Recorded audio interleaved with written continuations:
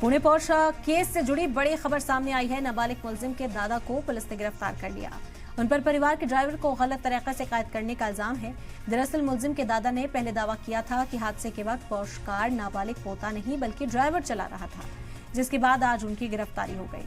उधर नाबालिग मुलजिम के वालिद विशाल अग्रवाल समेत 6 मुलजिमीन को कोर्ट ने कल 7 जून तक की जुडिशियल कस्टडी में भेज दिया था। पुणे पोष एक्सीडेंट केस में पुलिस ने एक और बड़ी कार्रवाई की है। अफसरान ने जांच के दौरान यरवदा पुलिस थाने में तैनात 2 पुलिस अधिकारियों को भी सस्पेंड किया। जानकारी के मुताबिक यरवदा पुलिस थाने में काम कर रहे पुलिस इंस्पेक्टर राहुल जगदाले और एपीआई विश्वनाथ तोड़करी को सस्पेंड करने के लिए पुलिस कमिश्नर अमितेश कुमार ने आदेश जारी किए हैं। दरअसल इन दोनों ने हादसे के बाद प्रोटोकॉल का पालन नहीं किया था, साथ ही मामले की जानकारी अपने सीनियर्स को नहीं दी थी।